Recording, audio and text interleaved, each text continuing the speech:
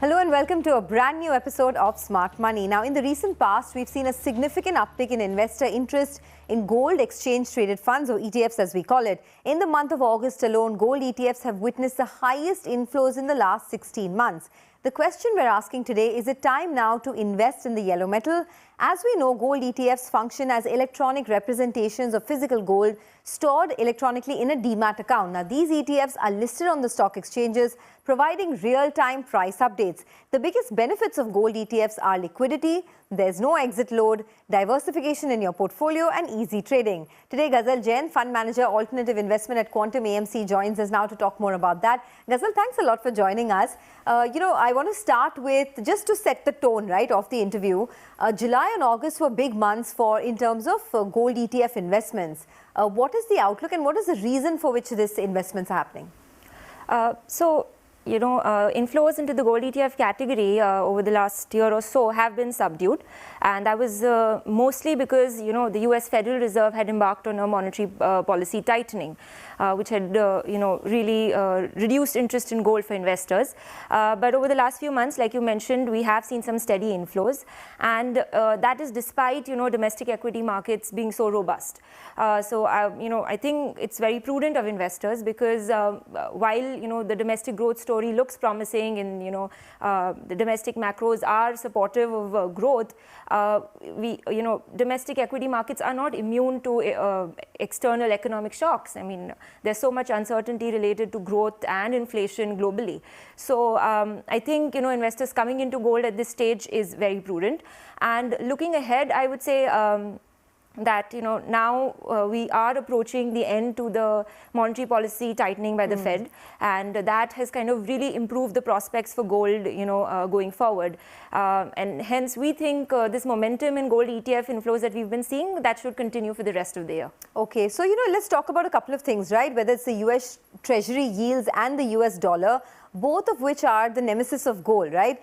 Now, these are on the rise. So we've seen the dollar index as well stay well above that 105 mark. How is gold reacting to this? And as an investor, how do you, look at these parameters to assess which way gold prices are headed?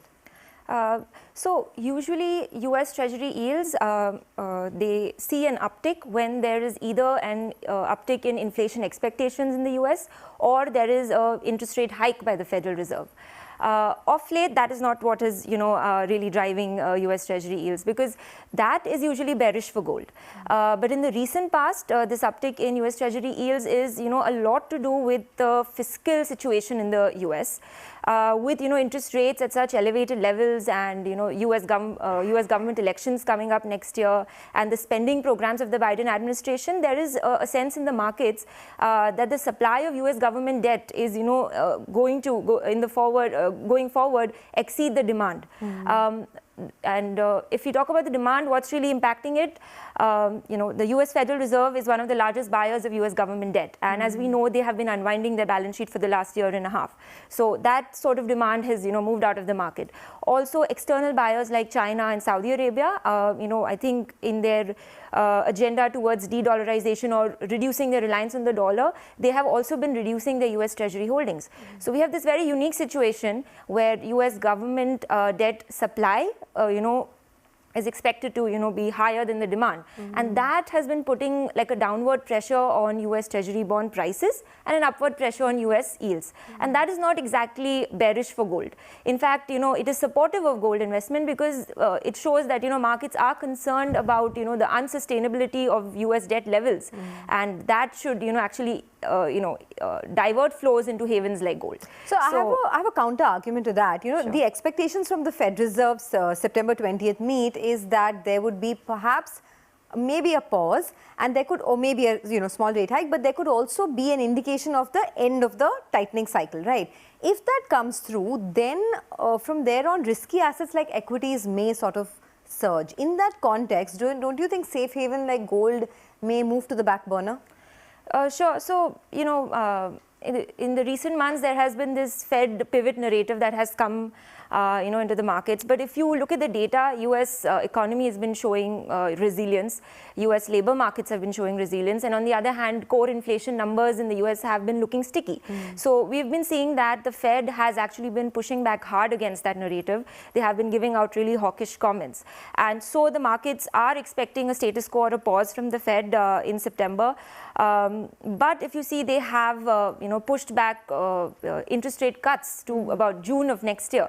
So whether the Fed can increase more interest rates higher than these levels, time will tell whether the US economy can digest more of that. But as far as the data is shaping up, we've seen US inflation in July and August kind of moderate, and we also expect the Fed to do nothing in September. Pause this time. Yes, and that should be good for gold. For risk assets, the worry is, of course, the Fed pausing is a positive, but the Fed pausing could also, reflect that they are seeing some weakness in on the growth fronts, which is kind of leading to that, and that would again be positive for gold. But in any case, I guess gold is always a great diversification strategy, right? I mean, it's always good to have some amount of gold in your portfolio, and as we know, whether it's sovereign gold bonds, gold ETFs, it's a great way to approach it. Another angle that we're looking at is rising energy prices, right? Does it complicate the global inflation situation? And if yes, because crude as we speak is at $94 a barrel. If that happens, then what is the prognosis on gold? So, I mean, rising crude prices are definitely a cause for concern, because if you see the moderation in US inflation that we've seen over the last few months has also a lot to do with supply pressures easing, that is commodity prices coming down, because core inflation numbers, which do not include fuel prices, have been sticky. And also what has been helping US inflation is, the favorable base effects. US inflation peaked in June, July of last year, and that, kind of has helped year-on-year inflation numbers look softer over the last few months. Whether or not that will sustain is a question mark, because we'll see these base effects moving out, and like you pointed out, yes, rising energy prices will definitely complicate that situation and make this inflation situation a little trickier for the Fed, and I think that is why there is this expectation in the market that we can see above average inflation for the foreseeable future, which is bullish for gold. Okay, just for someone who perhaps has never had any exposure to gold and is building their corpus, right? Let's try and understand before we head into a break. There are gold ETFs and there are sovereign gold bonds. There's of course physical gold as well, but we are not proponents of that because of just the clunky nature of the investment, safety, security, all of that. So between gold ETFs and sovereign gold bonds, and we've had this discussion in the past, where do your preferences lie? I mean, is sovereign gold bonds a better option?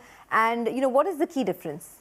So both, I think, sovereign gold bonds and ETFs definitely score above physical gold, like you said, and both are ideal for long-term investment. But there are a few nuances. Sovereign gold bonds, pay an annual interest and are tax efficient, which has been really, getting them a lot of attention.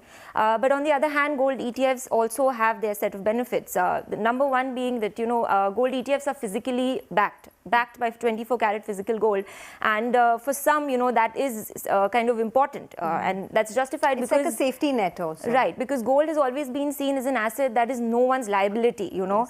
And by shifting that liability to the government, you're kind of changing the nature of gold. So we are seeing, a lot of investors still prefer ETFs over sovereign gold bonds because of that physical backing.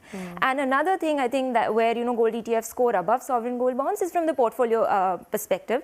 So because sovereign gold bonds come with a lock-in period and those tax benefits only kick in if you hold them till maturity. There's an 8-year lock-in, right? Yes, there's an 8-year lock-in, and those tax benefits will only kick in if you hold them till the end, which means the secondary market liquidity is kind of limited. So if, for example, gold prices move up and you want to rebalance your portfolio by trimming your gold holdings, you're not going to be able to do that. If you do that, if you sell your sovereign gold bonds on the secondary market, you might be just, selling them at a discount, which is price inefficient and could eat into your returns, partly or even entirely offsetting that interest payout that the bond was giving. Absolutely. And on the other hand, gold ETFs, exchange traded, like you said, extremely liquid, trading very close to market prices. So there's no exit load as well. No exit load at all. So you can be assured that from a portfolio perspective, the liquidity that it gets, the price efficiency that it gets, gold ETFs, can be a better option. It basically just trades like how you would trade a mutual fund, right? Right. And I mean, for someone who perhaps has no exposure, how do you buy it in the number of units? I mean, if you can just explain to us. Sure.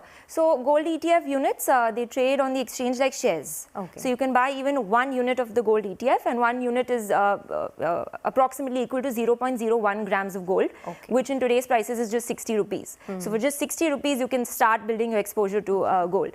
How you go about it is you need a demat account, just like you buy and sell shares through a broker. You can buy and sell units of gold ETF through your demat account. Okay. And if you are not, you're not interested in having a demat account, there's always the mutual fund route, because we have these gold mutual funds that invest in the gold ETF on your behalf. So you can, in a more simple and convenient way, kind of opt for that. And a hassle-free way. Somebody else is doing the investing for you through the mutual fund. Yes, there's no timing of gold prices or markets there, and as well as it gives you the option of systematic investments because of the SIP route, which is a good way to actually approach gold, because it's a strategic asset. You want to stagger and buy the asset class instead of just running behind it when prices are running up. Absolutely, absolutely. That's very helpful actually. And it's always good to revise these these classics, right? I mean, everyone wants to have a little bit of exposure in some of these asset classes, but a lot of our viewers, a lot of young investors don't know how to approach it. So thank you for that. Let's do one thing. Let's take a short commercial break, but don't go anywhere. When we come back, we'll continue to talk about this rush into gold ETFs and how you can have it as a part of your portfolio and what the best approach is. Stay tuned.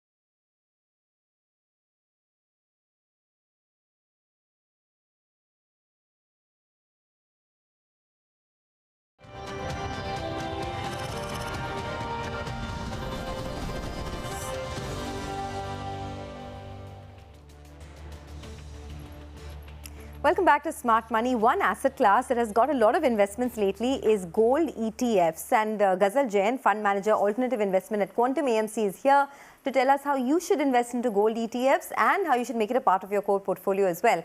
Ghazal, before the break, we were talking about how gold ETFs and gold sovereign gold bonds, there are two ways to invest, right, into gold, which is not physical gold. I think a better route, perhaps because of better liquidity and ease of investing, is through the gold ETF route. But let's understand demand trends as well. In the second half of 2023, what can we expect in terms of core gold demand trends, and do you see prices moving higher? Sure. So the first half of 2023, we saw physical demand was a little subdued because prices were at record highs, and inflation was really taking a toll on discretionary spending. We saw that was kind of subdued. But looking ahead to the second half of 2023, of course, we're starting on an optimistic note. This is the festival and wedding season starting. There are still concerns about the underwhelming monsoons, impacting rural incomes, and hence the demand for physical gold in the second half as well. But there are also this could be offset by some government spending in the run-up to the general elections next year, which could boost rural incomes. So I would say the outlook for physical demand for the second half is kind of mixed. But if you look at some estimates, there are talks that the entire year physical gold buying this year would be lower by about 10% from last year, closer to 700 tons for the whole year, compared to close to 800 tons that we saw last year. Okay, so if demand is going to go up, there's a big wedding season coming up. Do you see gold prices as well moving up? I mean, currently, where are we at in terms of gold prices in the MCX market, and what kind of, what's the prognosis now amongst the people that you speak to? Sure. So, we are bullish, or we think the fundamentals are looking constructive for gold in the medium term, and that is primarily because the monetary tightening that we've seen in the developed world, be it the US or Euro area, is going to come to an end sooner rather than later, and that really fundamentally improves the prospects for gold. That's for sure. But in the interim, like in the very near term, we can expect some consolidation in prices. That's because one or two tactical rate hikes from the Federal Reserve cannot be ruled out, and that would kind of limit the upside in gold prices. So I think now the next few months are a good time, or an opportune time, for investors to build their allocation, because the downside from here doesn't look much. Like we mentioned, limited. Yes, because the higher than average inflation, lower than average growth, the geopolitical tensions, central bank buying, all of this are actually supporting interest in gold. So the downside should not be limited. So a buy on dip strategy should be good. Should work. And you spoke briefly about central bank buying. Are we seeing a lot of central bank gold buying? Just want to understand, what are the numbers looking like now compared to what it was, say, a year ago?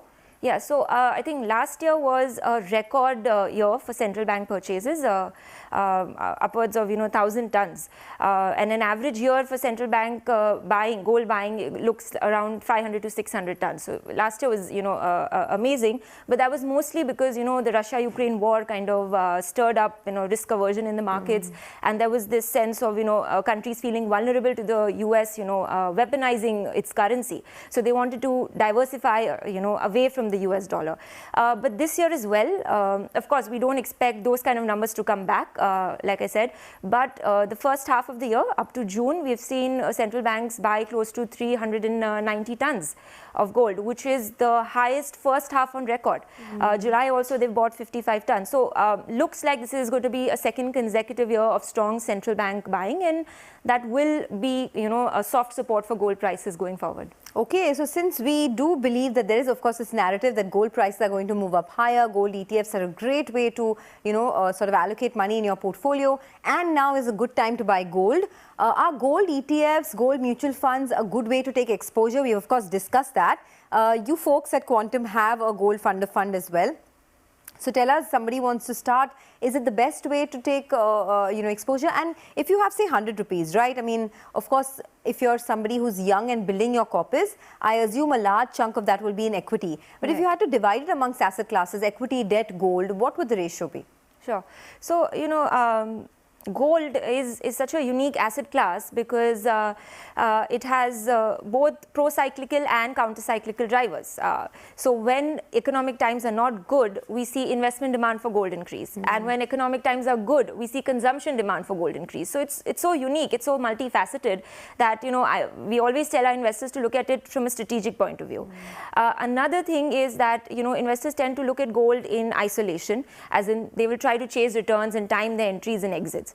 We say that, you know, you should actually look at it from a portfolio perspective, because return generation is an added advantage, but gold's true utility is its risk mitigation. Because of its, you know, negative correlation to risk assets like equities, it tends to limit your downside. So from a multi-asset, you know, or an asset allocation perspective, 15 to 20% allocation to gold through efficient vehicles like gold ETFs and gold mutual funds is a good you know, way to approach this, because if you see around those levels, gold can you know, reduce your risk without really impacting your returns.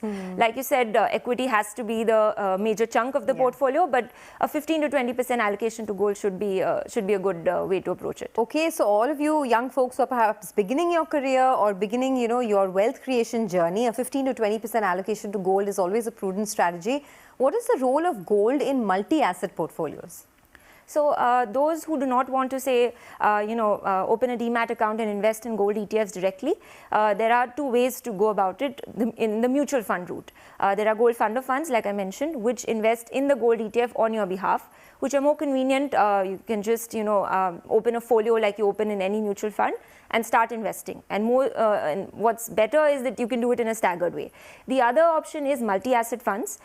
They also give an exposure to equities, fixed income, and gold. And their gold allocation is through gold ETFs. So if you're looking for an asset allocation solution, you can look at you know, multi-asset funds, which will you know, take that exposure for you through efficient vehicles like gold ETFs. Okay, and you know, in gold, in sovereign gold bonds, I just wanted to ask you, because we get a lot of queries on this, right? This 8-year lock-in, what is the, I mean, post 8 years, what is the kind of, say, okay, let's compare taxation for the entire thing, right? Gold ETFs versus sovereign gold bonds. How is the taxation part handled? Say, what is better between ETFs and SGBs? Sure. So on the taxation front, SGBs score above gold ETFs currently, and this has been actually a recent phenomena because recently when the taxation rules for debt mutual funds were changed, gold ETFs were a collateral damage to that, and they also lost the indexation benefit for long-term capital gains in the process. And on the other hand, sovereign gold bonds, if held till maturity, the capital gains are tax-free. So from a taxation perspective, SGBs will score over gold ETFs, but I think I would like to tell investors that, you know, taxation should not be the sole criteria for, you know, choosing an investment avenue. We Indians tend to do that, but price efficiency can be a function of not only taxation, but also, you know, liquidity, because liquidity comes with its costs as well. So I think that is something, you know, that ETFs can provide them, and they should take, you know, sensible, all-rounded and... Absolutely. And I think also as you grow older, perhaps not for the younger generation, as you grow older, when you're 35, 40, it's always better to have a lot of your money in liquid assets, right? So if gold ETFs are something that you can withdraw immediately, there is no exit load, rather than, you know, with SGBs, which has such a long duration holding period, you prefer also, gold ETFs. Sonia, imagine if there's an 8-year lock-in, okay, you get into gold SGBs right now. Imagine 8 years later, the prices are down. So you did not have an exit option before to, you know, book your profits, say at year 5 or year 4 or year 6. So 8 years down the line, you never know, prices could be down, and you would be forced to be, you know, there would be no capital gains for them to be taxed. So this is something, you know, because we're so focused on, you know, the taxation that we kind of miss out on these nuances. Which, and I think that's the same thing with equities as well, right? I mean, equities are taxed, but at the end of the day, the amount of returns that you make far outweigh the kind of taxation that you'd have to pay in terms of long-term capital gains. Yes. Okay, Ghazal, it was great speaking with you. Thank you so much for joining us. I didn't realize how half an hour passed, learned so much on the gold ETF space and, of course, what's happening. Thanks for being with us on the channel. Thank you, Sonia. Okay, well, with that, it's a wrap on this edition of Smart Money. Keep writing to us about the topics you'd want to see, about the discussions you'd want us to have, and we'll be glad to take it up on our show. Thanks a lot for watching. Have a great weekend.